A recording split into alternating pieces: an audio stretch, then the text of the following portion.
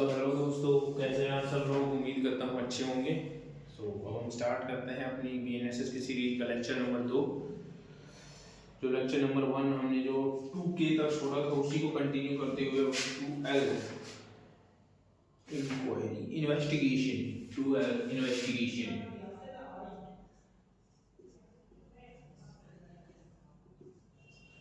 Investigation को start करते हैं। इन्वेस्टिगेशन क्या होती है, कौन करता है, ये सब हम पता करेंगे क्यों होती है। इन्वेस्टिगेशन को जो है पुलिस ऑफिसर के द्वारा किया जाता है और ये कलेक्शन ऑफ एविडेंस के लिए होती है, ताकि जो ऑफेंस हुआ है उसका पता लगाया जा सके और जो अक्यूज्ड है उसको सजा दिलवाई जा सके। उसके एविडेंस कलेक्शन के लिए जो होती है इन्वेस्टिगेशन होती है, इसको जो है पुलिस ऑफिसर करता है और कोई एनी अदर पर्सन भी हो सकता है ऑथराइज्ड बाय मजिस्ट्रेट, बट इसमें मजिस्ट्रेट इंक्लूड नहीं है। क्यों होती है मैं आपको बता देता हूं क्यों होती है। उसका reason collection of evidence, collection of evidence. कौन करता है,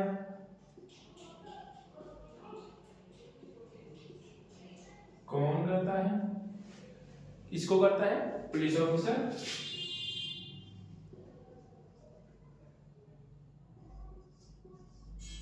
पुलिस ऑफिसर और दूसरा एनी पर्सन ऑथराइज्ड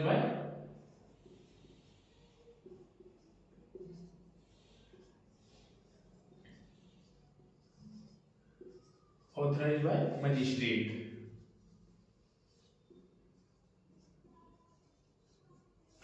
बट इसमें मजिस्ट्रेट इंक्लूड नहीं है, but magistrate does not include,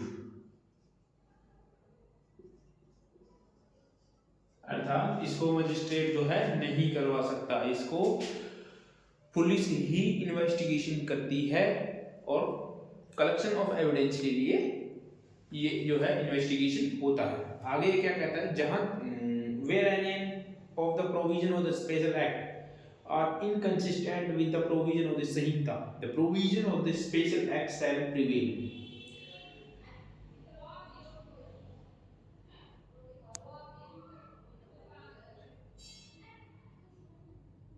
देखो ये क्या कहता है कि जहां पे कोई स्पेशल लॉ है, कोई स्पेशल लॉ बनाया हुआ है और वो किससे BNSS से जो है उसके अगेंस्ट जा रहा है, मतलब मैच नहीं कर रहे हैं दोनों, ना स्पेशल लॉ नहीं, तो उस स्थिति में जो क्या होगा, उस कंडीशन में हमेशा स्पेशल लॉ प्रिवेल करेगा, प्रिवेल। अब जैसे मान लो यहां पे कहा गया, BNSS में कहा गया कि पुलिस ऑफिसर इन्वेस्टिगेशन करेगा। मान लो किसी स्पेशल लॉ में किसी स्पेशल सब्जेक्ट पे ये कह दिया गया, मान लो कि कोई एनी अदर पर्सन, जैसे मान लो पटवारी या फिर कोई भी जज लगा, जुडिशियल मजिस्ट्रेट फर्स्ट क्लास, ये लगा, ये बोल दिया गया कि ये जो है इन्वेस्टिगेशन करेंगे स्पेशल लॉ में किसी में, तो अब यहाँ पर जो ये है, ये यहाँ पर स्पेशल लॉ प्रिवेल होगा हमेशा, यहाँ पर स्पेशल लॉ अप्लाई होगा। उसके बाद आता है 2M judicial proceedings. 2M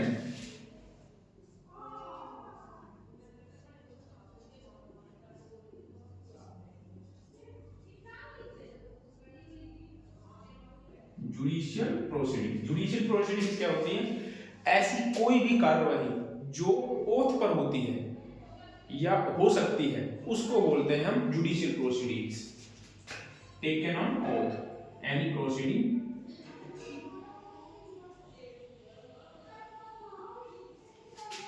take on oath.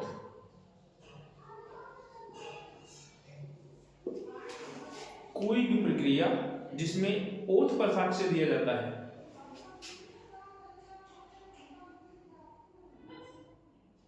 Oath पर जिसमें साक्ष्य दिया जाता है उसको हम बोलते हैं जुडिशियल प्रोसीडिंग्स। नाउ उसके बाद आता है 2N लोकल जुरिडिक्शन।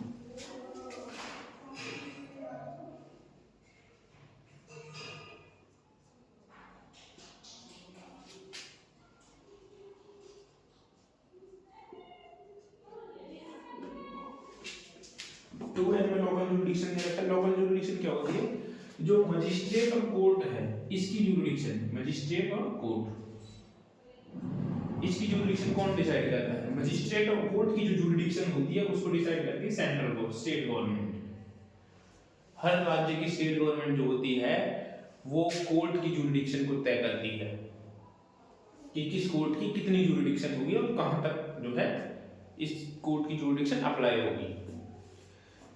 उसके बाद आता है ओ, non cognizable offence. Non cognizable offence हम फर्स्ट वीडियो में बता चुके हैं, वो ऑफेंस जो कॉग्निजेबल नेचर के नहीं है या जिसमें जो पुलिस ऑफिसर है वो विदाउट वारंट अरेस्ट नहीं कर सकता, वो होते हैं नॉन कॉग्निजेबल ऑफेंस। उसके बाद आता है पी इतना इंपॉर्टेंट है नहीं, जिसमें पढ़ाने का कुछ है नहीं, तो इसको आप खुद रीड कर लीजिएगा। उसके बाद आता है क्यों ऑफेंस, टू का क्यों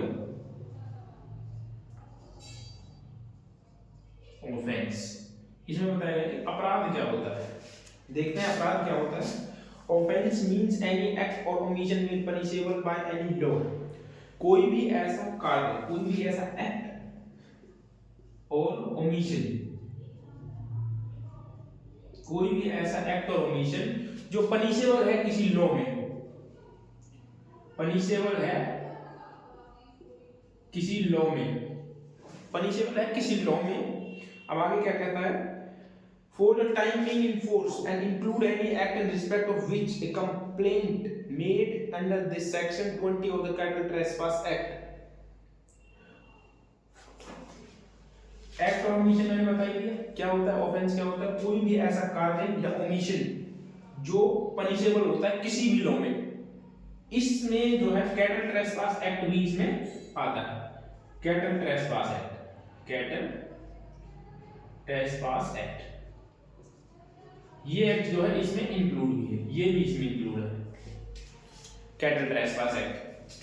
तो ओमिशन, मान लीजिए ओमिशन एक्ट के द्वारा कैसे होता है, जैसे मान लीजिए कानून में ये कहीं प्रोविजन था, कोई ऑफेंस हो रहा था, वहां पे ये था कि आपको कोई एक्ट करना था या फिर कुछ भी था कि कानून के द्वारा बाउंड थे कोई भी एक्ट को, कार्य को करने के लिए, लेकिन आपने वो कार्य नहीं किया, और वो कार्य ना करना किसी जो लॉ है, किसी लॉ में वो क्या था, दंडनीय था, और आपने वो काम नहीं किया, तो अब आप जो है आपने ऑफेंस कमिट किया है। आप ओमिशन क्या होता है? लोप करना, किसी काम को ना करना। वहां पे प्रोविजन था कि काम करना है, आपने नहीं किया, ये है ओमिशन। एक्ट क्या है?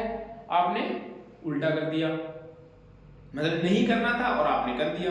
कोई ऑफेंस हो रहा था, मान लीजिए कोई आपको ऑफेंस नहीं करना था लेकिन आप ऑफेंस कमिट कर दिए, इलीगल एक्ट कर दिए कोई, तो वो जो एक्ट है वो ऑफेंस होगा।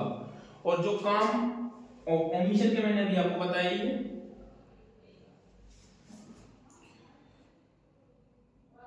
उसके बाद अब आते हैं तो officer in charge of police station 2R। इसमें भी कुछ नहीं है, देखो इसको भी मैं यही करवा देता हूं, 2 का R, officer in charge of police station,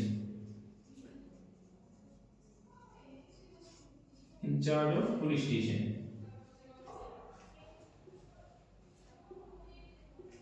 officer in charge of police station, इसमें क्या कहता है, when the officer in charge of police station is absent from the station house. ये कहता है कि जब कोई ऑफिसर इंचार्ज जो है एब्सेंट हो स्टेशन हाउस से, एब्सेंट इन स्टेशन हाउस, किसी स्टेशन हाउस से जो है ऑफिसर इंचार्ज एब्सेंट हो, तब क्या होगा उस कंडीशन में, देखो आगे बढ़ते हैं। और अनेबल फ्रॉम इलनेस और other cause of performance of duty, या फिर वो जो है इलनेस के कारण, अपनी इलनेस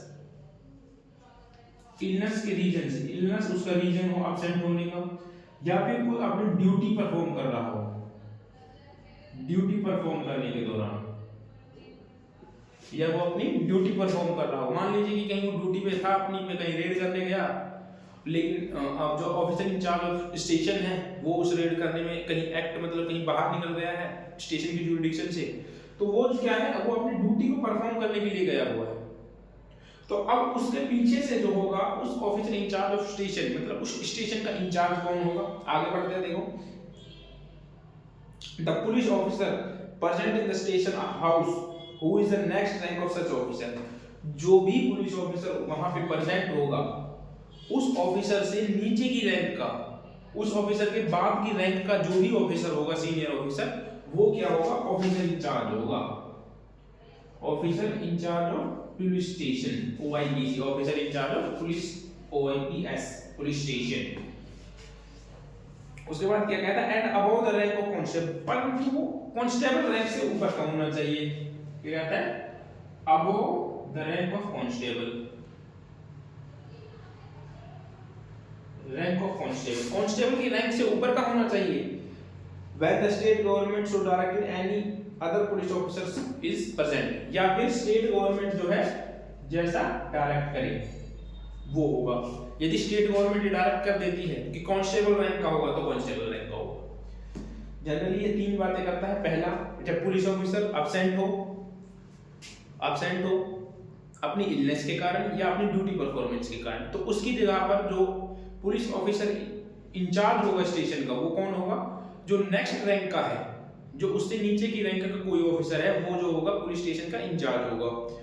और यदि बट किसी भी कंडीशन में जो होगा कांस्टेबल नहीं होगा, कांस्टेबल की रैंक से ऊपर का ही व्यक्ति होना चाहिए। उसके बाद कहता है कि यदि मान लो कोई स्टेट गवर्नमेंट जो है वो नोटिफाई कर सकती है और किसी भी व्यक्ति को, किसी भी पर्सन को, किसी भी पुलिस ऑफिसर को पुलिस स्टेशन इंचार्ज बना सकती है स्टेट गवर्नमेंट। तो अब हम करते हैं 2R तक हो गया, नोट कर लेना।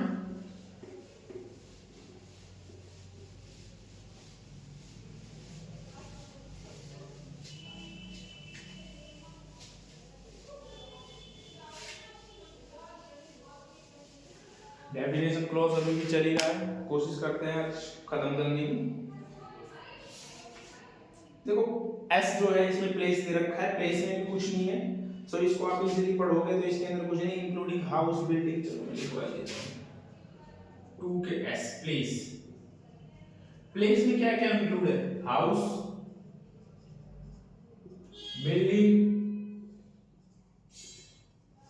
वेसल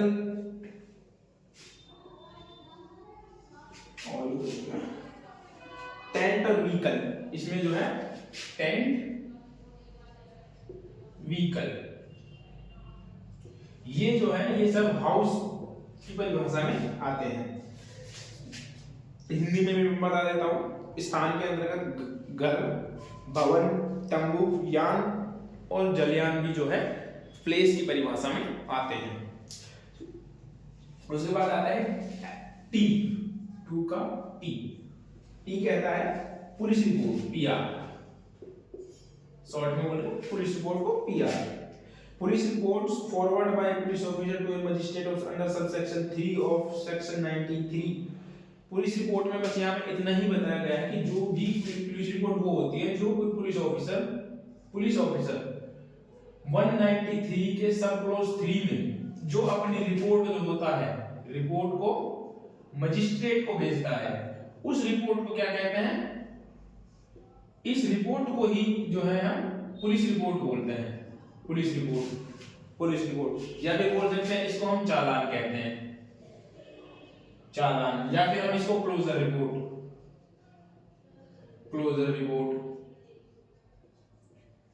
या इसको हम फाइनल रिपोर्ट।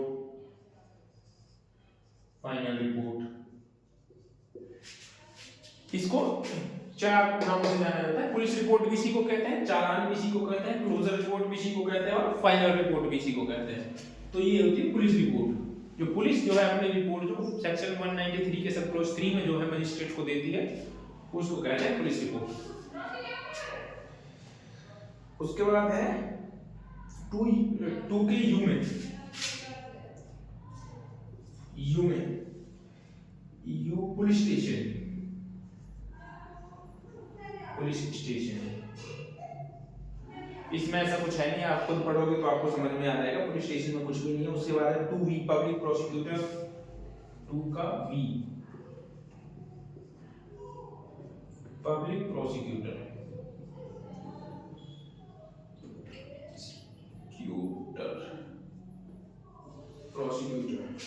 थोड़ा गलत लिख दिया, ठीक है।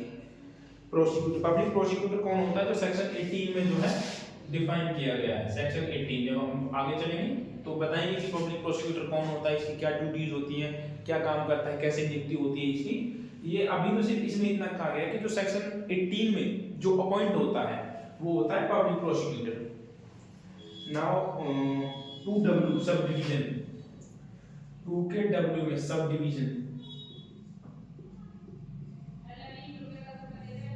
सब डिवीजन हर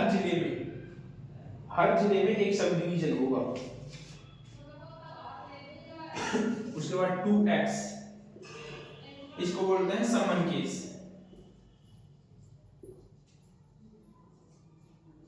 समन केस, ये दो चीजें बहुत इंपॉर्टेंट हैं इसमें, एक समन केस एंड एक वारंट केस। समन केस किसे कहते हैं, वारंट केस किसे कहते हैं। समन केस में सिर्फ इतना कहा गया है कि जो मामला वारंट मामला नहीं है, वारंट केस नहीं है, वो समन मामला है, वो समन मामला है। जो वारंट केस नहीं है वो समन मामला होता है। अब वारंट केस कौन से होते हैं उसको देखते हैं। 2 के जेड में, 2 के जेड में बोलते हैं वारंट। वारंट केस कौन से होते हैं देखो पढ़ते हैं। Means case relating to an offence punishable with death, LI, imprisonment for terms exceeding 2 years। तो कहने का मतलब वो है कि ऐसे ऑफेंस जिनके दंड जो है 2 ईयर प्लस है, वो सब क्या होते हैं, वो वारंट मामले होते हैं। इसमें तो ये देखा गया कि जो डेथ, LI, imprisonment या फिर 2 ईयर प्लस के ऑफेंस, 2 ईयर कहने का मतलब ये है कि 2 ईयर प्लस के ऑफेंस, तो 2 साल से ज्यादा के ऑफेंस हैं वो क्या होंगे, वारंट मामले। 2 साल से कम के ऑफेंस क्या होंगे, समन मामले। तो बस यही है वारंट एंड समन। इसके बीच में एक इंपॉर्टेंट पॉइंट ये बता है कि 2Y, 2 का Y, इसमें दिया गया है victim. Who is victim, victim कौन है, पढ़ते हैं विक्टिम को। 2Y में क्या कहता है, means a person who has suffered any loss और इंजरी। जो व्यक्ति किसी लॉस या इंजरी से सफर कर रहा है, who suffered loss and injury, जो व्यक्ति किसी लॉस से या इंजरी से सफर कर रहा है वो कौन है, विक्टिम है। आगे क्या कहता है, injury caused by reason to act or omission to accused person and including the guardian or legal heirs of such victim। इसके लीगल heirs एंड गार्जियन, ये 3 लोग क्या है, विक्टिम की परिभाषा में आते हैं। तो यदि क्वेश्चन ये आए कि victim, who is victim, victim कौन है, तो पहला जो लॉस या इंजरी से सफर करने वाला है वो विक्टिम है, दूसरा उसके लीगल हेयर्स वो विक्टिम है, तीसरा उसके गार्डियंस वो विक्टिम है। तो ये 3 है जो विक्टिम की परिभाषा में आते हैं। ये क्वेश्चन बड़ा इंपॉर्टेंट है, कई बार पूछा भी गया है, इसलिए मैं इन क्वेश्चंस पे जोर दे रहा हूं। तो लास्ट के 3 जो परिभाषाएं हैं, summon case, warrant case and victim, ये जो है इंपॉर्टेंट हो जाती है एग्जाम के पर्सपेक्टिव से। उसके बाद अभी हम चलो नेक्स्ट है, अच्छा 2 का 2 देखने में तो ऐसा लगता है कि ये इंपॉर्टेंट नहीं है, बट ऐसा नहीं है। अभी जो लास्ट ईयर में आरजेएस का एग्जाम हुआ था उसमें 2 के 2 से एक सवाल आया था, वो मैं बताता हूं कि क्या था। 2 के 2 से क्या पूछा गया था, अच्छा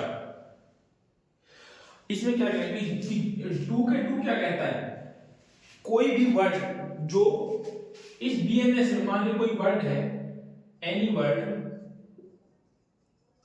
नॉट डिफाइंड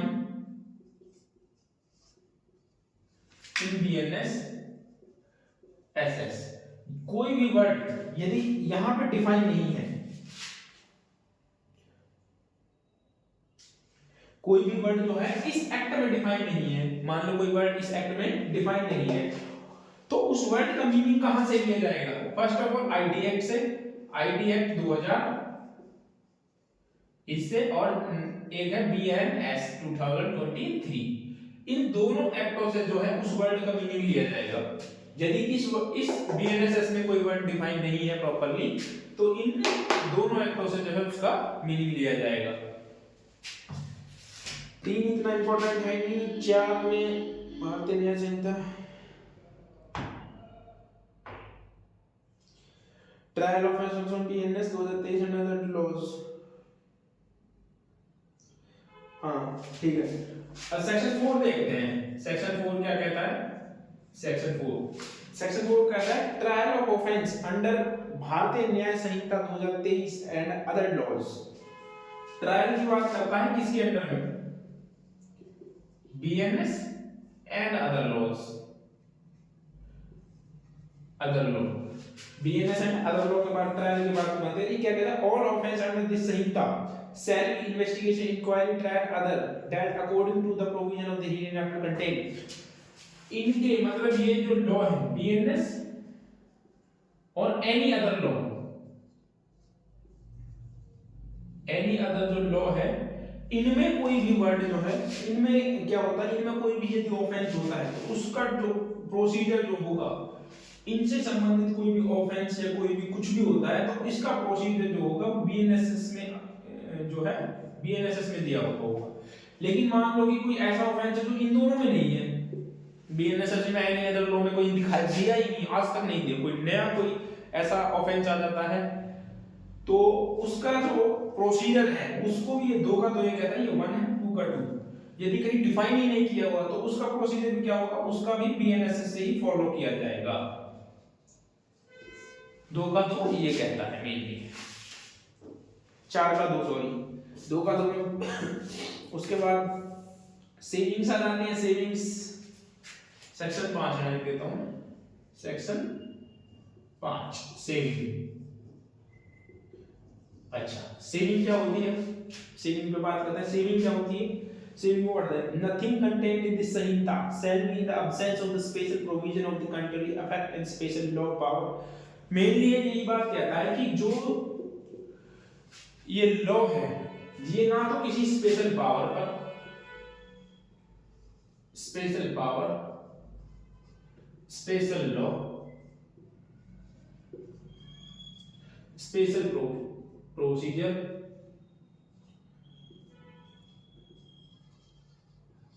स्पेशल प्रोसीजर और लोकल लॉ, लोकल लॉ और स्पेशल ज्यूरिडिक्शन, स्पेशल ज्यूरिडिक्शन। ये 5 चीजों पे जो है बीएनएसएस कोई इफेक्ट नहीं डालेगी। मतलब कि यदि कहीं पे स्पेशल कोई प्रोसीजर दिया गया है, कहीं किसी एक्ट में कोई स्पेशल प्रोविजन दिया गया है तो वहां पर जो होगा बीएनएसएस का प्रोविजन या जो प्रोसीजर है वो लागू नहीं होगा। या फिर कहीं पे कोई स्पेशल पावर दी गई है और बीएनएसएस में भी कोई पावर दी गई है तो वहां पे वो स्पेशल पावर हमेशा प्रिवेल करेगी। कोई भी स्पेशल लॉ यदि होता है तो वो किसी भी एक्ट पर वो हमेशा प्रिवेल करता है एक्सेप्ट कॉन्स्टिट्यूशन को छोड़कर। अब बात करते हैं चैप्टर नंबर 2 की।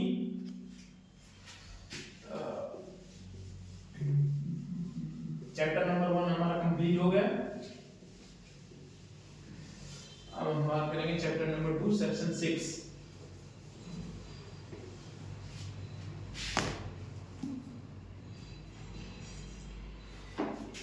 वीडियो देख लेता हूँ, कभी कभी ऐसा होता है ना।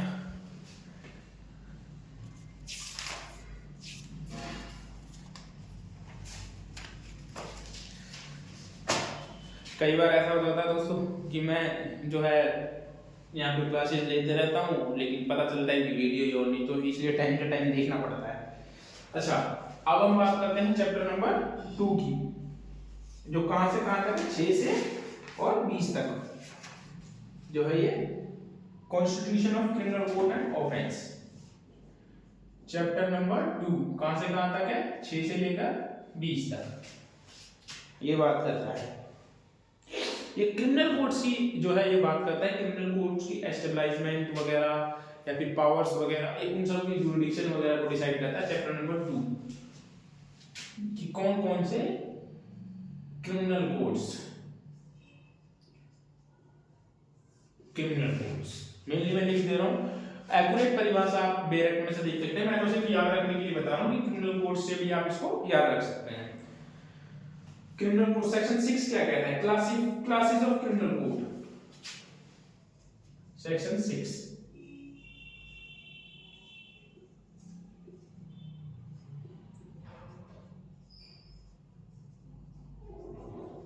Classes of criminal code. ये क्रिमिनल कोड की कौन कौन सी क्लासेस होती हैं इसमें दिया गया है। इसमें कहा गया है कि beside the high court and other constitution under the law, beside the high court, high court से अलग, beside the high court कौन कौन से क्रिमिनल कोड होते हैं? देखो, सेशन, कोर्ट ऑफ सेशन पहला, दूसरा जेएमएफसी, सीजेएम, चौथा, सॉरी गाइस, मैं भी क्या ही लिख देता हूँ। हाँ वैसे ठीक तो लिखा था, सेकंड क्लास था, सीजेएम भी था, judicial magistrate first class, judicial magistrate second class और एग्जीक्यूटिव मजिस्ट्रेट जो है क्रिमिनल कोड्स की परिभाषा में। तो ये चार कोड जो होते हैं मेनली, ये जो होते हैं क्रिमिनल कोड कहलाते हैं। सेक्शन 6 से इतना ही बात करता है। उसके बाद बात करता है टेरिटोरियल डिवीजन की, पारदेशिक खंड जिसको हिंदी में बोलते हैं, section 7 territorial division. Territorial division ये क्या होता है? Every state shall be the session division or shall consist a session division, or every session division shall for the purpose of the Sanhita a district and consist of the district। ये क्या कहता है कि हर state में जो होगा, हर state में एक सेशन डिवीजन होगा।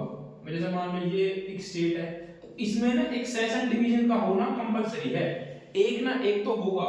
अब इसमें दो हैं, जैसे ये सेशन है, ये कोर्ट ऑफ सेशन। अब इसमें क्या होगा? इसमें भी एक खंड होगा, इसमें भी एक पारदेशिक खंड होना जरूरी है जो कोर्ट ऑफ सेशन है उसमें ना। उसके बाद दूसरा पॉइंट कहता था स्टेट गवर्नमेंट में after consulting with high court alter the limits of the number of such division and district.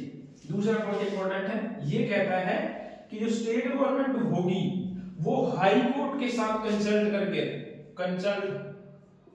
Consult with high court,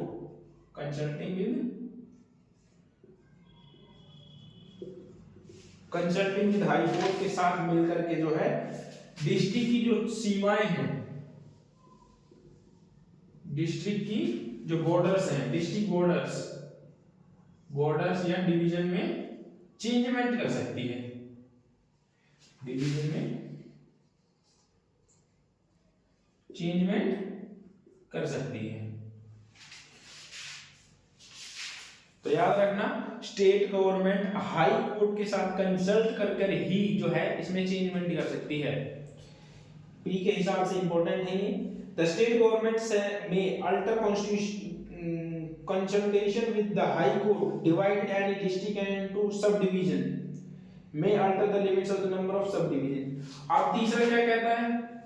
तीसरा कहता है जो स्टेट गवर्नमेंट है वो हाई कोर्ट के साथ कंसल्ट करते हुए क्या करेंगे, किसी भी डिस्ट्रिक्ट को, कोई डिस्ट्रिक्ट है उसको क्या करेगी, किसी सब डिवीजन में बांट सकती है, किसी भी डिस्ट्रिक्ट को सब डिवीजन में बांट सकता है, लेकिन हाई कोर्ट की कंसल्ट के साथ में। उसके बाद फोर्थ कहता था session division district and sub division existing in state at commencement in the Sanhita shall be deemed to have form under this Sanhita. ये जो है कुछ नहीं कहता, ये कहता है कि स्टेट के अंदर समझे जाएंगे। मान लो कि जितने भी ये सेशन डिवीजन है, सेशन डिवीजन है या फिर डिस्ट्रिक्ट डिवीजन है या फिर सब डिवीजन है, तो ये सब क्या होंगे, स्टेट के अंदर में माने जाएंगे। बस ये कहता है, फोर्थ और कुछ भी नहीं। उसके बाद आता है कोर्ट ऑफ सेशन। ये इंपॉर्टेंट है थोड़ा, इसको अच्छे से पढ़ेंगे।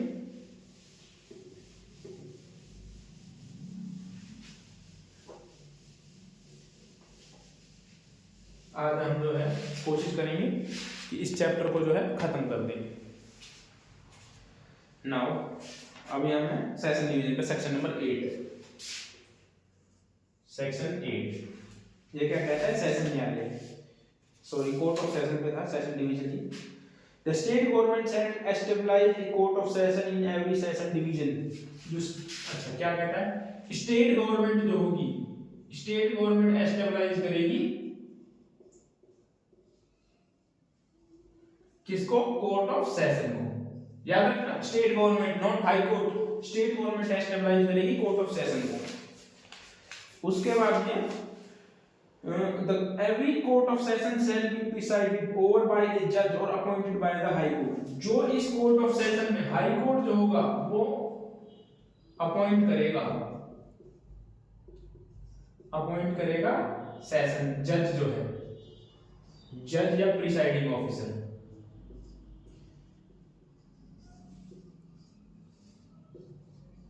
प्रिसाइडिंग ऑफिसर या जज जो कौन अपॉइंट करेगा, हाई कोर्ट। ये याद रखना, कोर्ट ऑफ सेशन को एस्टेब्लिश करेगी स्टेट गवर्नमेंट, जज को अपॉइंट करेगा हाई कोर्ट। थर्ड क्या कहता है, the high court may appoint additional session जज और exercise jurisdiction of the court. High court ही जो होगा वो अपॉइंट करेगा किसको, यदि वो ठीक समझता है तो एडिशनल सेशन जज को।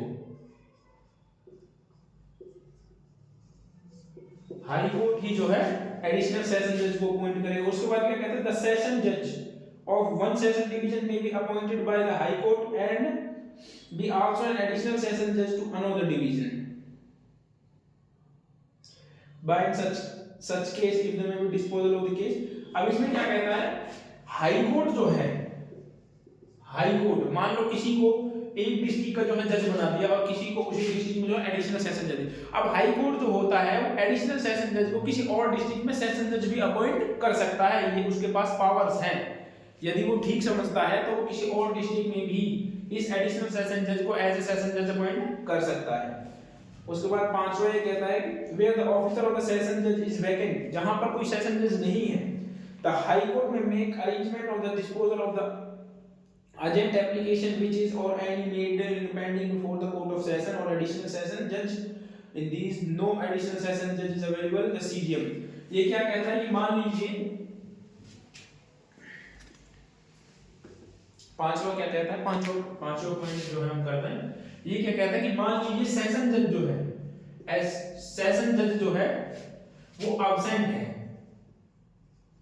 तो हाई कोर्ट जो होगा, हाई कोर्ट जो है वो एडिशनल सेशन जज को, एडिशनल सेशन जज इसको जो है सेशन जज के काम इस जो है एडिशनल सेशन जज को सौंप सकता है। और मान लो एडिशनल सेशन जज ये भी एब्सेंट है, ये भी एब्सेंट है, तो हाई कोर्ट जो है वो सीजीएम को ये पावर्स दे सकता है कि वो अर्जेंट मैटर की एप्लीकेशन को जो है, अर्जेंट मैटर कि जो भी केसेस या एप्लीकेशन वगैरह हैं उनको सुने। तो सीजीएम के पास भी पावर आ सकती है यदि हाई कोर्ट ठीक समझता है तो, और ये दोनों एब्सेंट रहते हैं तब। उसके बाद छठा क्या कहता है, 6 point, the court of session shall ordinary hold in the sitting of the place of the court and notifying the suspect in the particular case। The court of session is an opinion that it will tend in the general convention of the parties and witness to the holding sitting any other place in the session division। It may be considered कुछ नहीं है, session division है। ये कहता है कि यदि session जज को ऐसा लगता है कि इसका ट्रायल कोर्ट में ना करके कहीं और कहीं किया जाना चाहिए तो वो कहीं और में भी जो है कर सकता है। किसी विटनेस को एग्जामिन कोर्ट में ना करके कहीं और करना है तो वो भी कर सकता है।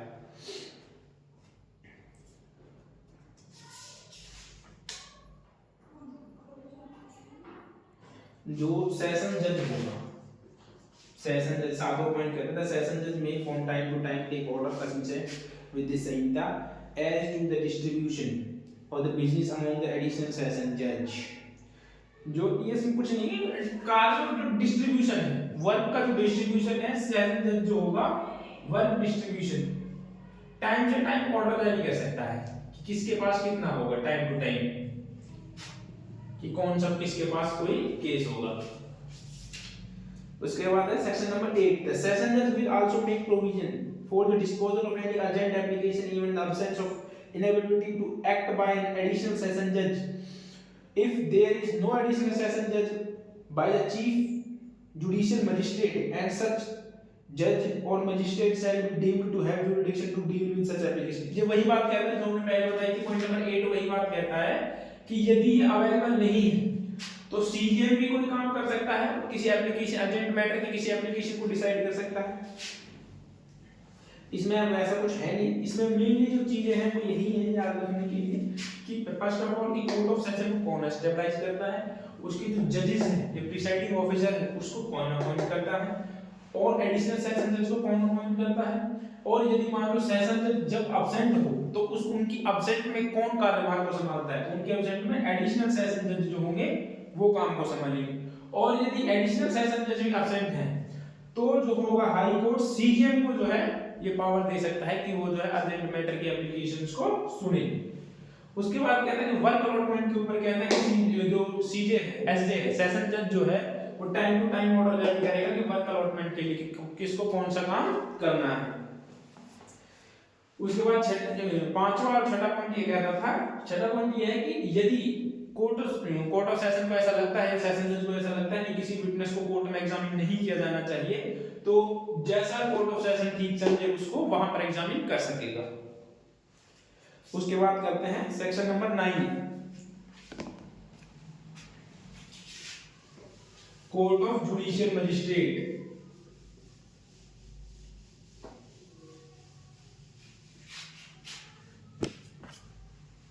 Section number 9, court of judicial magistrate. JM में लिख दे रहा हूं कोर्ट ऑफ जुडिशियल मजिस्ट्रेट। अब यहां पे भी वही है judicial magistrate first class and second class. यहां पे क्या कहते हैं, every district there shall be established as many court of judicial magistrate to the first class and of this second class at such places the state government may after consulting with the high court notify specified। तो ये क्या कहता है कि जो state government है यदि उसको जुडिशियल मजिस्ट्रेट के कोर्ट को जो है खोलने हैं तो वो क्या करेगा, consult with high court, with high court के साथ कंसल्ट करके जो है judicial magistrate first class, judicial magistrate second class, इनकी कोर्ट जो है एस्टेब्लिश कर सकता है। किसके साथ, इसके साथ कंसल्ट कर, स्टेट गवर्नमेंट ही एस्टेब्लिश कर रही है यहां की कोर्ट को, judicial magistrate first class and second class को एस्टेब्लिश कौन कर रहा है, स्टेट गवर्नमेंट, लेकिन with the consult of high court. उसके बाद में दूसरा पॉइंट इसका प्रोवाइडेड है, प्रोविजन ये वो कहता है provided that the state government में after consult with the high court establish any local area one or more special court. अच्छा, ये सिर्फ ये बात कहता है कि स्पेशल कोर्ट को खोलने के लिए भी यदि मान लो किसी में स्पेशल कोर्ट खोलना है तो उसके लिए भी स्टेट गवर्नमेंट जो होगी कंसल्ट करेगी हाई कोर्ट के साथ में, हाई कोर्ट के साथ।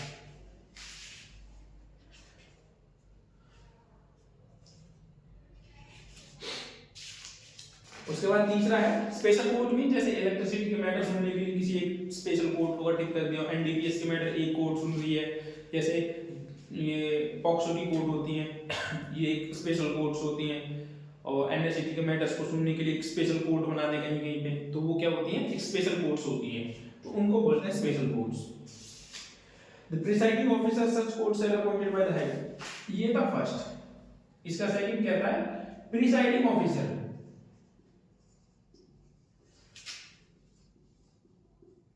प्रिसाइडिंग ऑफिसर को कौन अपॉइंट करता है, हाई कोर्ट।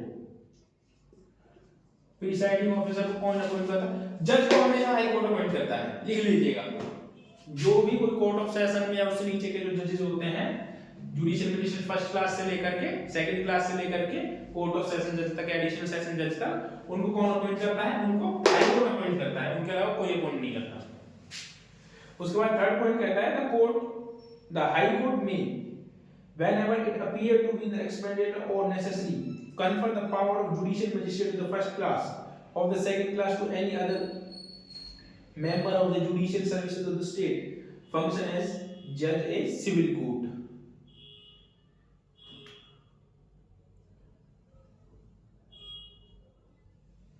ये कुछ नहीं कहता, ये कहता है कि हाई कोर्ट जो है जुडिशियल मजिस्ट्रेट फर्स्ट क्लास को जो है सेकंड क्लास की जो मजिस्ट्रेट की पावर है प्रदान कर सकता है सिविल कोर्ट की तरह, ये कहता है, इतना इंपॉर्टेंट नहीं है। उसके बाद सेक्शन नंबर 10, सेक्शन नंबर 10 क्या कहता है, सीजीएम और एडिशनल सीजीएम, सीजीएम और एडिशनल सीजीएम, एडिशनल एसीजीएम जिसको बोलते हैं हम, सीजीएम और एसीजीएम, इसको कौन एस्टेब्लिश करता है,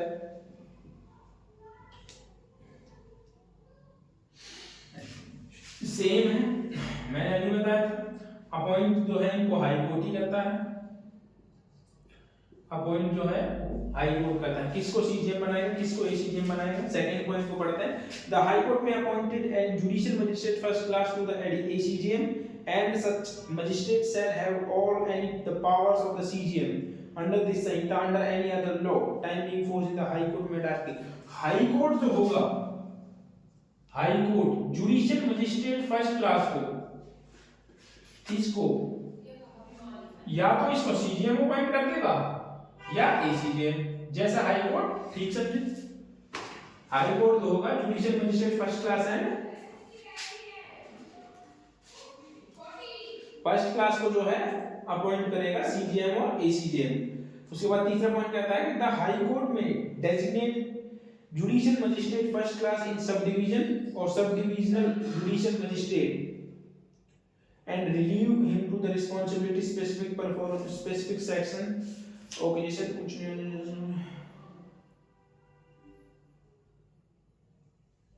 हाँ, इसमें ये भी कहता है कि हाई कोर्ट जो है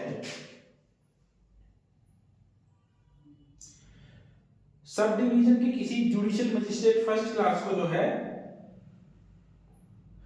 उसको सब डिविजनल जुडिशियल मजिस्ट्रेट अपॉइंट कर सकता है, जुडिशियल मजिस्ट्रेट जो है अपॉइंट कर सकता है।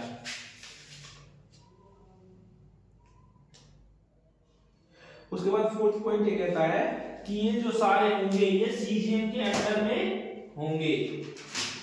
आठवां जो बात करता है वो ये कहता है कि ये जो सब होंगे ये सीजीएम के अंडर में होंगे। उसके बाद 11 बात करता है special judicial magistrate, section 11 special judicial magistrate. Special judicial magistrate कौन अपॉइंट करता है, स्पेशल कोर्ट होते हैं, स्पेशल कोर्ट को एस्टेब्लिश करता है कौन करता है, स्टेट गवर्नमेंट एस्टेब्लिश करते हैं with the consent of high court. जजेस को हमेशा मैंने आपको बताया था कि हाई कोर्ट ही अपॉइंट करता है।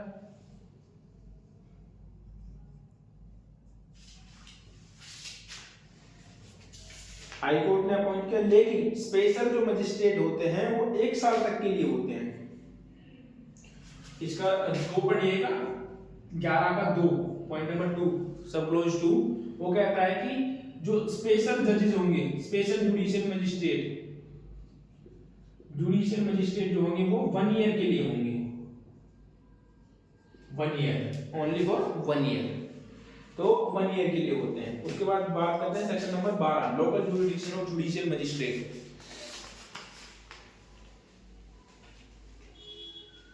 ये कहता है subject to the control of the high court the CGM में हाई कोर्ट के अधीन रहते हुए, हाई कोर्ट के अंडर रहते हुए, section number 12 local jurisdiction of judicial magistrate, local jurisdiction judicial magistrate, local jurisdiction ये है 12। Local jurisdiction of judicial magistrate क्या कहता है कि ये जो हाई कोर्ट के अंडर रहते हुए, हाई कोर्ट के अंडर रहते हुए सीजीएम जो होगा वो इनकी जुरिडिक्शन डिसाइड करेगा,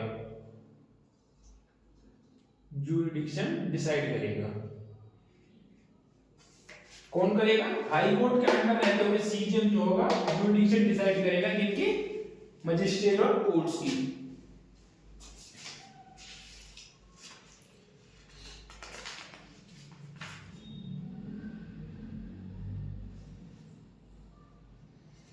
उसके बाद बात करते हैं subordinate of judicial magistrate. Section number 13 ये कहता है सबऑर्डिनेट।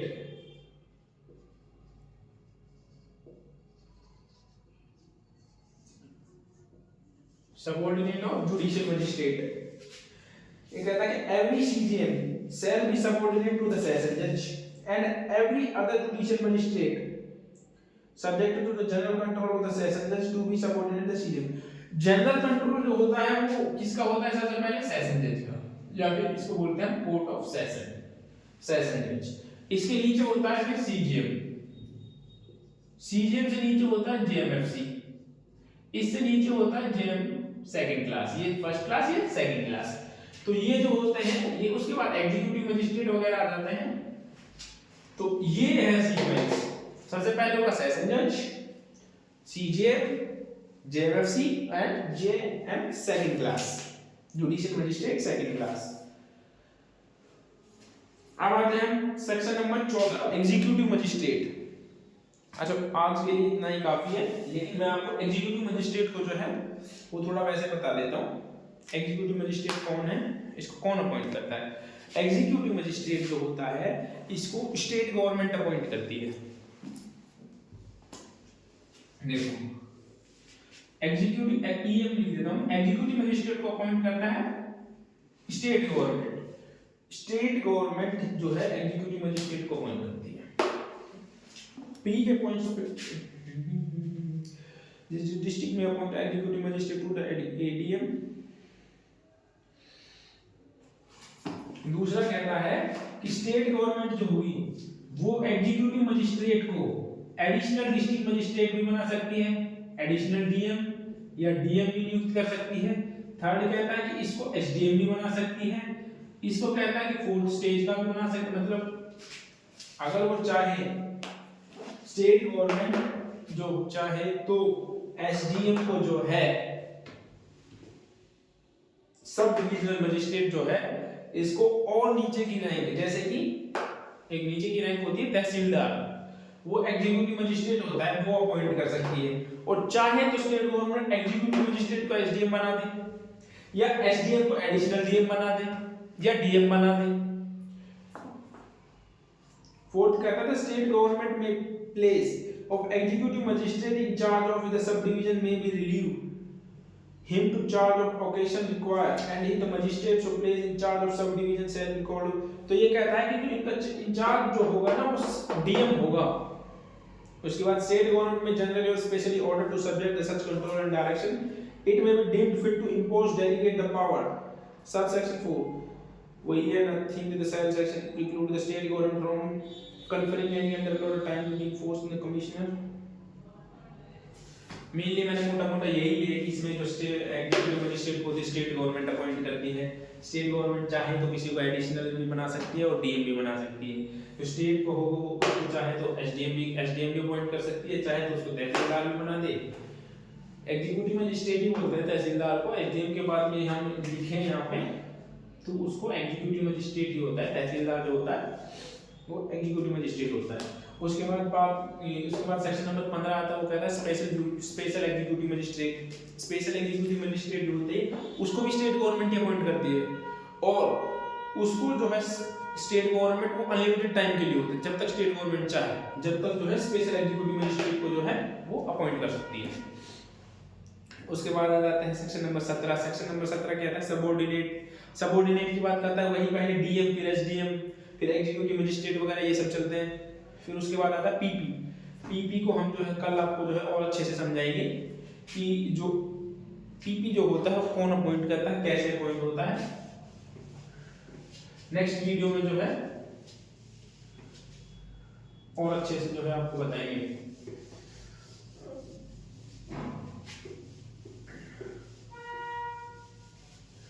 तो उम्मीद करता हूँ आप लोगों को वीडियो अच्छी लगी होगी। लाइक करें, कमेंट करें, शेयर करें। Thank you.